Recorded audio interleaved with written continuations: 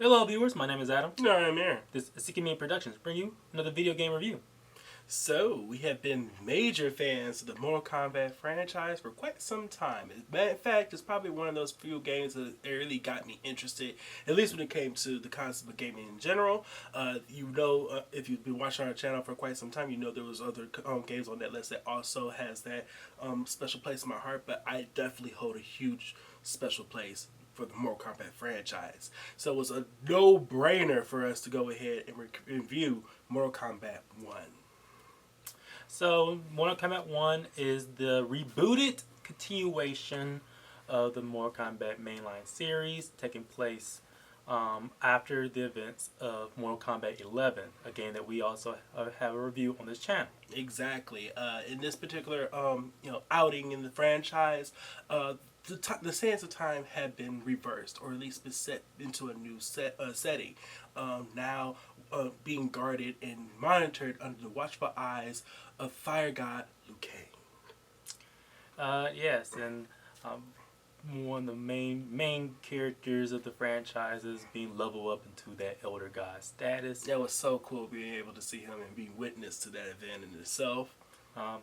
And him just taking like somewhat of a story-wise taking a back seat, but he plays very much still playing much a major figure in how the story plays out. Yes, in this new timeline in the Mortal Kombat franchise, we are now brought towards yet again some Mortal Kombat favorites or general individuals with the franchise. That being that of Kung Lao and of course Raiden. Yes, and they're like basically trying to maintain an era of peace that Liu Kang was able to achieve when rewriting the storyline. But of course, there are forces that will not allow certain things to play out the way that individuals would love them to actually be written. There are still darker forces that are at play that really wish to control things as they see fit. And some of those remnants of the previous timeline have ways of seeping out and introducing them, like reintroducing themselves in this new era. Long story short, there is multiverse elements at play. Just when you thought that multiverse couldn't seep its way into everything, it surely does. Yeah, we have reached a peak, and now we're trying to.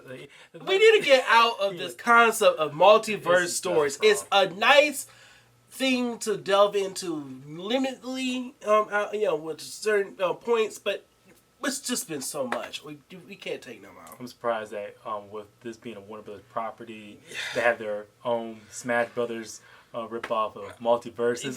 Like Mortal Kombat characters have yet to appear in there. I don't think they ever will either. It's kind of weird. No, because they have Game of Thrones. Yeah, you're right. Yeah, you're right. And Warner Brothers, Mortal Kombat is a Warner Brothers own IP. I'm assuming that when the second movie comes out, they'll probably start showcasing some Sub-Zero and Scorpion action. The franchise, darlings. But it is what it is. But yeah.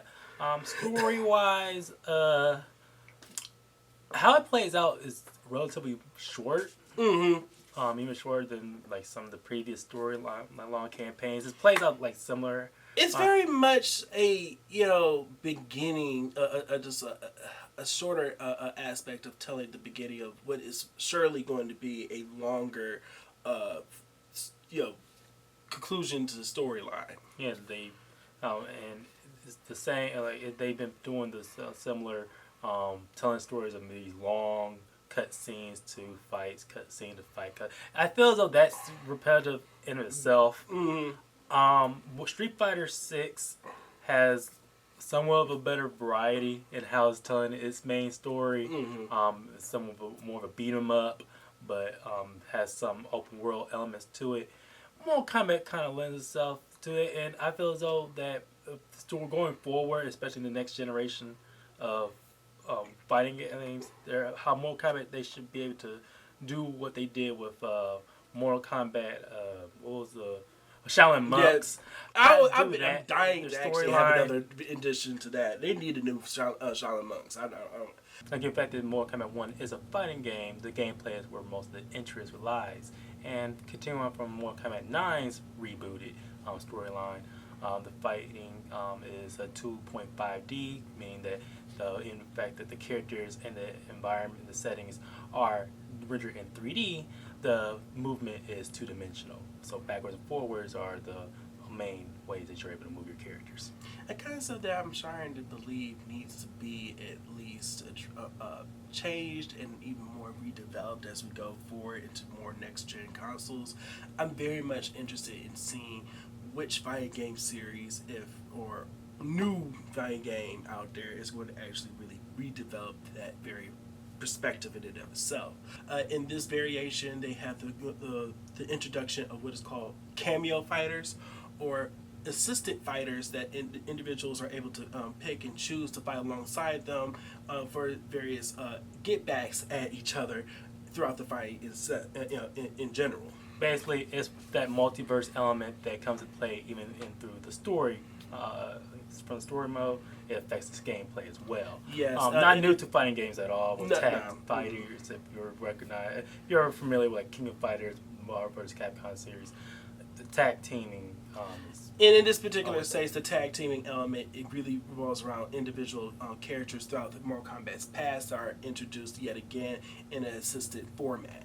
Some of which I have mixed feelings about their inclusion as only just cameos. Yeah, individuals like, of course, Jackson Briggs, Sony Blade, Sonya Blade, yeah, and Kano.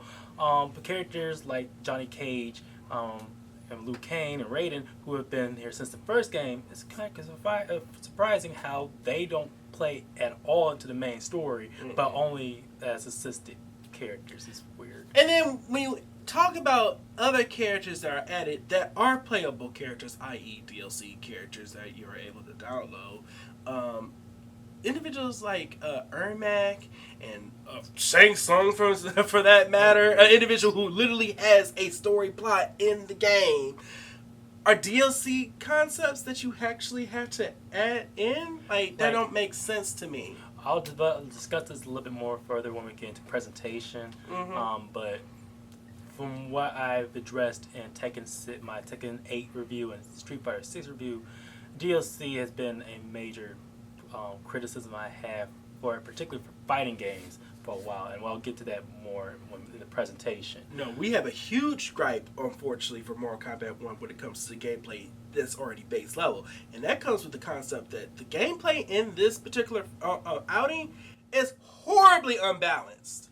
But getting my hands on Mortal Kombat 1, and the difference between from going from Mortal Kombat 11 to Mortal Kombat 1 is there is somewhat of a night and day situation. Whenever you have a situation in which individuals that are two individuals are playing at the exact same time, whether it be online or together, right there, versus playing, when it favors the rule of thumb of the first person who's fighting you versus just be able to actively counter one another, thanks to blocking whatnot and being able to block each other and break through blocks.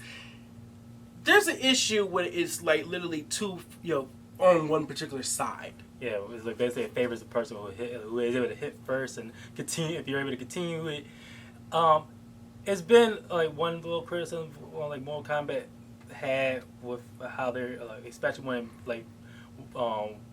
transition to the 2.5D, they embraced juggling as a major element of how you can one-up players. I never liked that. I have mixed gripes with it myself, even with like somebody from Tekken, which also helps. But at least with Tekken, there's a lot more variable ways in which you can counter said person when they're doing even with mid combo. For this one, I don't think you should be able to wait until your full power meter is finished in order for you to break out of a combo. And then we'll talk about certain characters in general are just broken. Baraka is nasty as a playable character. And then there's other characters who I feel as though they did this thing where they redeveloped certain individual characters' fighting styles or attributes, and for some of them it works, but then for others it leaves them completely undefended. Johnny Cage, they stripped him a lot from stripping him a lot, especially for that's a character who have grown as versatility over the years, who has now been stripped down to the base level almost. Like he works mainly if you're in close combat, and for someone like him who's basically if you're like a long distance character, you're able to. If you're able to keep him at bay, you're going to win that fight. But you also have like characters who are literally elder gods, where they're able to, like once they're able to like have this basic combo, they'll just sweep you from the floor up, and it's like it's crazy. There's hardly any real fair concepts to be able to leave things equal for both fighters. And there should be basic level ways to level the playing field. On that regards, like I know they leave that to be the concept for the cameo fighters, but then that's not enough in and of itself as in general. But yeah, like blocking is dang near endless to the point that the only way to stop someone from blocking is to perform a grab or a throw. And that in and of itself is just not. There's also, but they did bring back certain qualities that we did actually like throughout the series. For instance, the reintroduction of those X-ray moves, or in this particular case, I guess they're called fatal blows. It's always cool to see, but this time really working towards the whole 30% health on they're deal. Basically just desperation moves, that like from what Tekken also. Did in his later games. Exactly. Brutalities are still a thing. I actually, fatalities are always there's always been a mainstay at more common because it's where they got the controversy and what they're known for. I find it a little bit more satisfying to be able to pull off of brutality a lot more. Yeah, because I mean, it's just the whole concept of having to work for it is a lot, more better, especially when certain brutalities are hidden behind certain achievements that you had to do throughout the fight itself.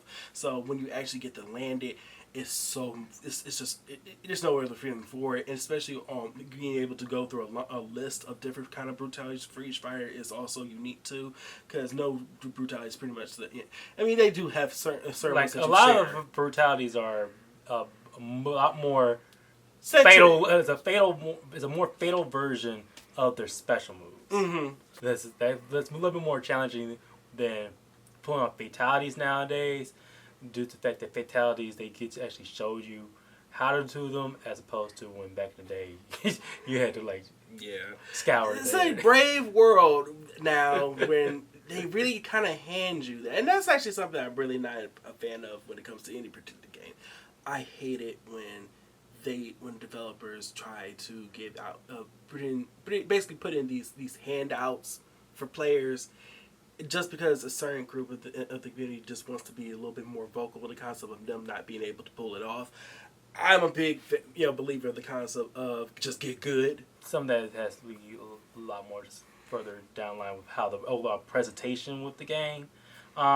Given that this is a next gen title, this is one of the few next gen where they did elevate the visuals enough. Yeah, it's very crisp. It's very clean. There's a lot more realism added into the focus of how the characters are actually rendered.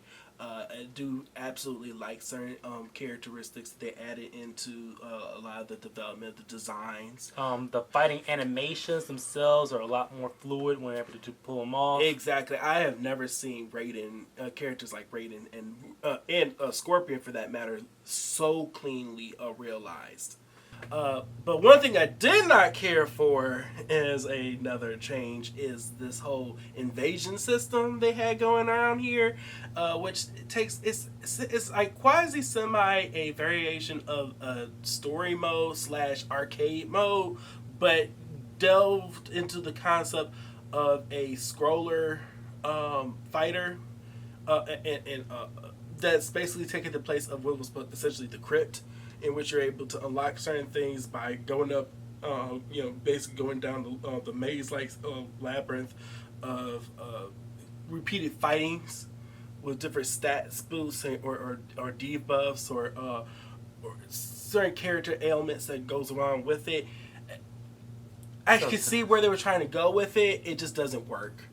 That like the crypt peaked in Mortal Kombat 11 and looks like they just it's admirable they're trying to like redesign the concept because the crypt in of itself. I don't feel as though it needs to be redeveloped that much. Just bring that back. You don't ever have to change that, in my opinion. Yeah, like Mortal Kombat, one known features of Mortal Kombat is how you're able to unlock certain behind the scenes and behind the scenes content as well as actual fighting fatalities and brutalities and character skins and in the game without having to shell out extra of your own money using the in-game currency. Exactly. So that's been a fun thing to do. But for them to try and do it through whatever I'm not really understand what they were trying to really go with invasions in that regard. It just doesn't work at all. And then as to top it off, it's just boring in the sense that it's very repetitive. It's the same kinds of things that you're constantly fighting up against in that same sequence, and it just doesn't work. Yeah, and a little bit more of how you unlock character, at least get additional things. The DLC what I brought up earlier. Same thing. I have major criticism when it comes to fighting game DLC. I do not believe in allowing basically hiding certain characters behind a paywall. It doesn't. It never works out. It's just lazy and it just doesn't work. And it gets worse that they tend to do this in bundles, but the whole bundle costs as much as a whole game. And that doesn't make sense. I've already bought your game. I shouldn't have to pay the same price, if not sometimes even more so, just to get only four people. Yeah, four just people. 4 or 5 people that honestly shouldn't make it. It's like three of the 4, or if not almost all of them, should have been characters that already existed in the franchise to begin with. So that's crazy. Characters like Takeda, again, Ermac, was a Trimmer. These characters are already Mortal Kombat already characters. Why do I have to pay for them again? With that being said, Mortal Kombat 1, this rebooted continuation of the Mortal Kombat mainline series, I'm giving it a good.